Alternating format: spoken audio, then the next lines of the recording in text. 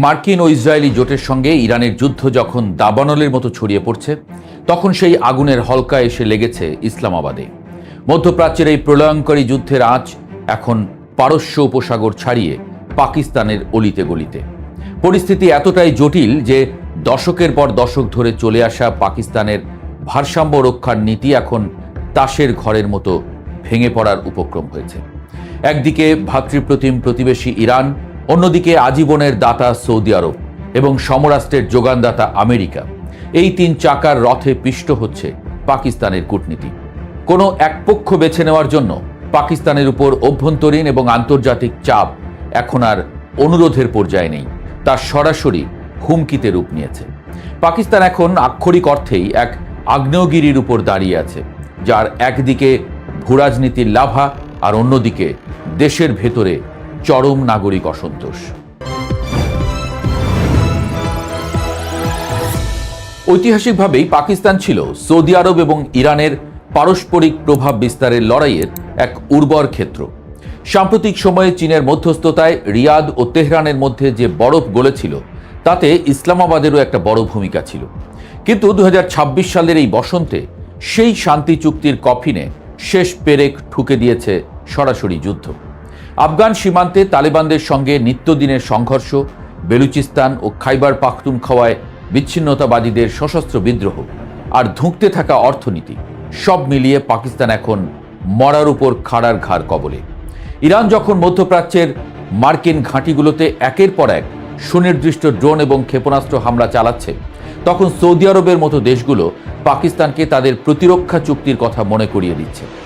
কিন্তু তেহরানের সঙ্গে দীর্ঘ সীমান্ত থাকা পাকিস্তান জানে, ইরানের সঙ্গে সরাসরি সংঘাতে জড়ানোর অর্থ হল নিজের ঘরের ভেতরেই আগুন জ্বালিয়ে দেওয়া। সবচেয়ে বড় বিতর্কের জন্ম দিয়েছে ইরানের সর্বোচ্চ নেতা আয়াতুল্লাহ আলী খামেনির শাহাদত বরণ বা নিহত হওয়ার ঘটনায় পাকিস্তানের রহস্যময় অবস্থান। সারা বিশ্বের মুসলিম দেশগুলো যখন এই ঘটনায় ফুঁসছে, ইসলামাবাদ তখন অদ্ভুত এক কৌশলী নীরবতা বেছে নিয়েছে। তারা সরাসরি কোনো নিন্দা না জানিয়ে কেবল দায়সারা উদ্বেগ প্রকাশ করেছে। অথচ এর কয়েকদিন পরই যখন ইরান পাল্টা জবাবে উপসাগরীয় দেশগুলোর উপর আক্রমণ চালায়, তখন নিন্দা জানাতে বিন্দুমাত্র সময় ক্ষেপণ করেনি পাকিস্তান সরকার। এই নগ্ন দ্বিচারিতা পাকিস্তানের সাধারণ মানুষের চোখে ধরা পড়ে গেছে। বিশ্লেষকরা বলছেন, পাকিস্তানের এই নমনীয়তার মূল সুতো বাঁধা রয়েছে ওয়াশিংটনে। দ্বিতীয় মেয়াদ ক্ষমতায় আসা মার্কিন প্রেসিডেন্ট ডোনাল্ড ট্রাম্পের সঙ্গে পাকিস্তানের বর্তমান সেনাপ্রধান জেনারেল আসিম মুনিরের সম্পর্ক এখন তুঙ্গে। ট্রাম্প প্রশাসন এখন মধ্যপ্রাচ্য এবং আফগানিস্তান ইস্যুতে পাকিস্তানের পরামর্শের উপর অনেকাংশেই নির্ভর করছে।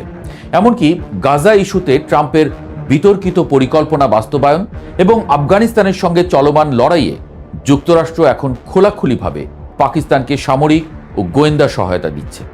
কিন্তু এই ডলার কূটনীতির মাসুল দিতে হচ্ছে রাজপথে। পাকিস্তানের বুদ্ধিজীবী মহল এবং সাধারণ জনগণের একটি বিশাল অংশ অভিযোগ করছে যে সরকার কার্যত নিজেদের সার্বভৌমত্ব আমেরিকার কাছে বিক্রি করে দিয়েছে। বিশেষ করে পাকিস্তানকে দিয়ে ট্রাম্পকে নোবেল শান্তি পুরস্কারের জন্য মনোনীত করার যে হঠকারী সিদ্ধান্ত নেওয়া হয়েছে, তা দেশের ভেতরে তীব্র হাসাহাসি এবং ক্ষোভের জন্ম দিয়েছে। করাচি থেকে লাহোর প্রতিটি শহরে এখন স্লোগান উঠছে সরকারের বিরুদ্ধে।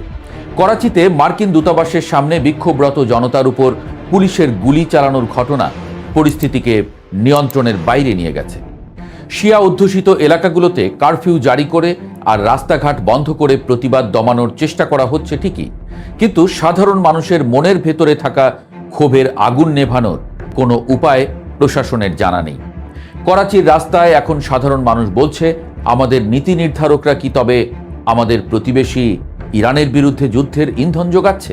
ঠিক এই অস্থিরতার সুযোগ নিচ্ছে প্রতিবেশী ভারত। ভারতের প্রধানমন্ত্রী নরেন্দ্র মোদীর সাম্প্রতিক ইসরায়েল সফর এবং প্রতিরক্ষা ক্ষেত্রে গভীরতার সহযোগিতা ইসলামাবাদের কপালে উদ্বেগের নতুন রেখা এঁকে দিয়েছে। চারপাশ থেকে যখন ভারত, আফগানিস্তান এবং অভ্যন্তরীণ বিদ্রোহীরা ঘিরে ধরছে, তখন এই বহুমুখী কূটনৈতিক চাপ সামাল দিতে না পেরে পাকিস্তান এখন অনেকটাই দিকভ্রান্ত। সৌদি আরবের সঙ্গে যে প্রতিরক্ষা চুক্তির দোহাই দিয়ে পাকিস্তানের পররাষ্ট্রমন্ত্রী যুদ্ধের দিকে পা বাড়ানোর ইঙ্গিত দিচ্ছেন, তা আসলে পাকিস্তানের অভ্যন্তরীণ শিয়া সুন্নি সংঘাতের উপরে একটি বড় আঘাত হতে পারে। পাকিস্তানের সেনাবাহিনীর ভেতরেও এ নিয়ে চাপা উত্তেজনা বিরাজ করছে।